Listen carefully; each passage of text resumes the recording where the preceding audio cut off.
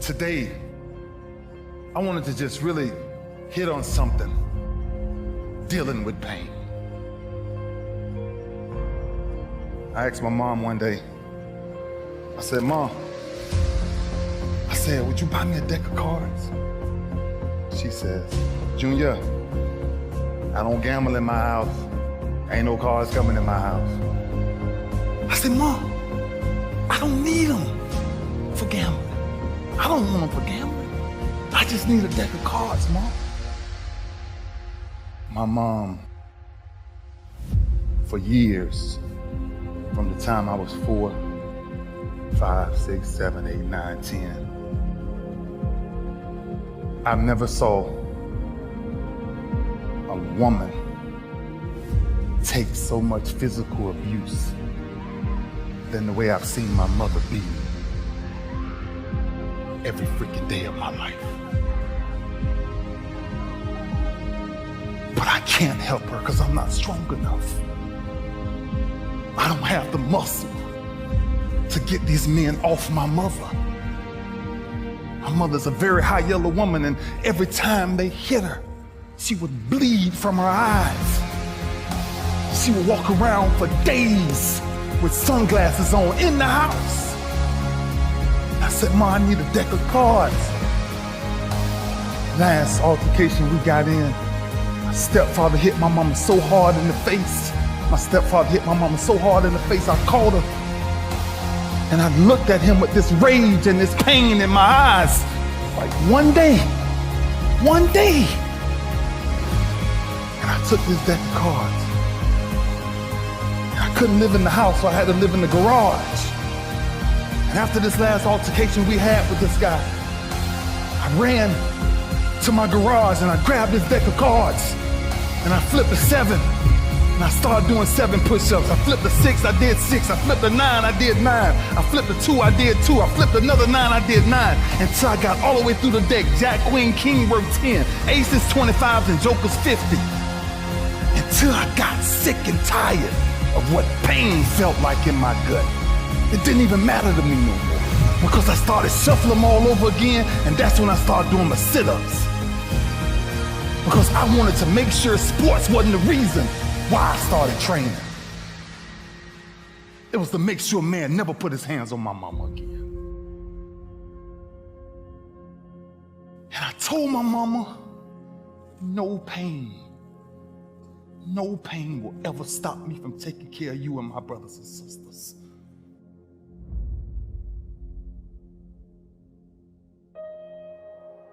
That's why I started doing what I started doing. Sports was a byproduct of what people started to see. It was the behind the scenes that was driving me crazy. There's 2 sides of pain that I don't think a lot of people really understand. There's one side of pain that's the suffering and the discomfort side of pain. But then there's another side of pain that's called effort. It's called glory. It's called if you can find a way to push through pain, there's something greater on the other side of it. And if you never tap into it, it's because the first time you felt that you backed off. The first time you felt, that burn. The first time you felt that it's too much. And we rationalize with ourselves to where we automatically stop. That's why a bunch of us give up so much in life so quickly. That's why kids have a problem finishing things in today's time. Because as soon as they feel a small bit of discomfort, of things ain't right, they're gone. I can't do it no more. But suppose I told you the greatest pain of my life is the reason I'm standing here today. I dare you to take a little pain.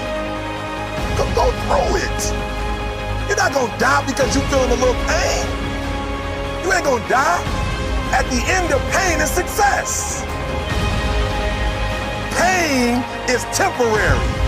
It may last for a minute, or an hour, or a day, or even a year, but eventually it will subside. and something else will take its place. If I quit, however, it will last forever.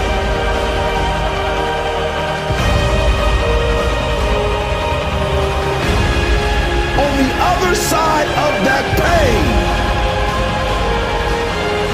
on the other side of that pain, on the other side of that pain is your promise. At 10 years old, I picked up these deck of cards. And one day I counted them. And I found out there was 52 of them in the deck of cards. 52. And I turned my greatest pain into, in my business, with the greatest achievement ever is the touchdown Barney Trophy. 52 cards. And ironically, my number ended up being 52. There's not a person on my team in 16 years that has consistently beat me to the ball every play. That ain't got nothing to do with talent. That's just got everything to do with effort. Nothing else. 15 straight years. 12 Pro Bowls later, if you want numbers. I done saw all of it. And the only thing that's kept me around is my effort. So when you put on this, all I ever knew, because I wasn't a number one recruit, I wasn't a number one linebacker, I wasn't even in the media guy. All I ever knew was effort will get me seen on tape. Effort will get me noticed to get to the league. Effort would one day take care of my mom and my kids. Effort. Which is between you and you. Nobody else can give you effort. Effort is within inside, man. And I'm still grinding because the next kid is talking about he getting too old. Keep watching me if I am. Nobody ain't got to convince me of what I do. I do what I do because I do what I do because I'm built from something. And man didn't create it. Every one of you men in here have that opportunity, man. But ask yourself the question personally. How much time you really wasting? For real. Or do you really represent this? I represent it because it's all I had. It's the only brotherhood I ever been formed to. That's why when I see y'all perform on Saturdays, that is my peace. That's why I run to the hotels. I don't need to talk to nobody before my games. I just need to see what I once came from. I sat in these same chairs you guys sat in, man. I sat around the greatest athletes in the world. And then I found myself totally different because everybody was asking the question, who is this kid? I'm just sharing my story to tell y'all, every time you think somebody got it good, man, it ain't always good. Somebody just, some people just make up their mind and they just grind and say the heck with it, man. Because sometimes that's all you can do. How much of our brains are we really gonna use? I use mine to tell somebody today, September 11th, when I step on the field against the Pittsburgh Steelers, if that's what God's will is, there's no other man out there willing to give up what I'm willing to give up. I said that in 1993, when I said I wanted to be the greatest Hurricane, and the only thing that I got in the middle of all of that distance is the only thing that follows work, is results. There's no other blueprint. I ain't got no other secrets to tell y'all today. I ain't come here for nothing else but to tell you, if you want to do something, work at it. You want a better relationship with God, work at it. You want to understand why pulling your pants up is important, why yes ma'am and no ma'am is important, why being in the meeting with complete silence when somebody walks in, because it's presence and essence that determines respect. That's all we talking about. The power of respect is never to disrespect. That's why I was the first one sitting down in the meeting. I ain't got nothing to say. Y'all do y'all, I'm good. I got to listen. Something out there I need to grab from it. Stepping on the same football field as you am. 1993. And I made a quote. And that some people call controversy, I call it confidence.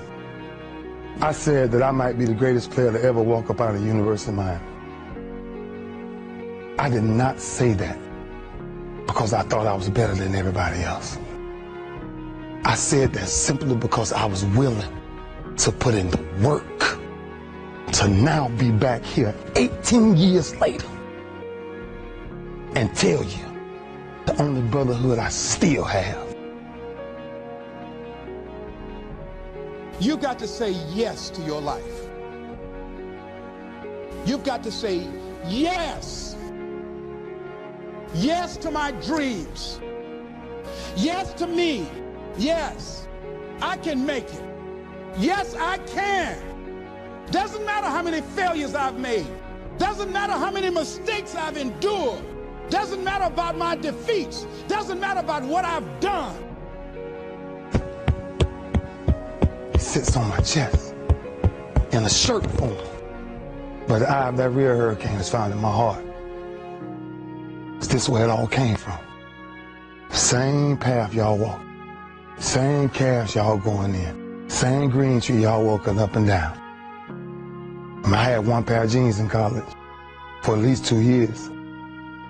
At least 2 years. What drives you? Because I feel home. And when you're home, ain't much to say. Our work spoke for itself. That's where our swagger came from. Our swagger came from, we worked as a unit. When I came to the University of Miami, there was one mind, one set, one heartbeat. It was impossible to get to us. Because if you saw us somewhere, you saw 15 or 20 of us. Gotta stop leaving each other. Gotta stop hanging out without each other. The streets ain't chasing the same things you chasing. There's many temptations out there. Just stay focused, man. As a team, though. As a team. That's all I knew when I was here. That's what kind of kept me focused. That I finally ran into a team. And you guys have that same thing. Because this you will never die. It'll never die. So it's up to you to carry that. It's up to you to carry that. And every Sunday, every Saturday, everything is talked about. I gotta commit my very being to this thing. I gotta breathe it, I gotta eat it, I gotta sleep it. And until you get there, you'll never be successful in life. But once you get there, I guarantee you, the world is yours. You won yesterday? Know what you carry. When you carry this you on your chest. Know what you carry, man. You carry a legacy of greatness. And greatness is a lot of small things done well. Day after day, workout after workout, obedience after obedience, day after day.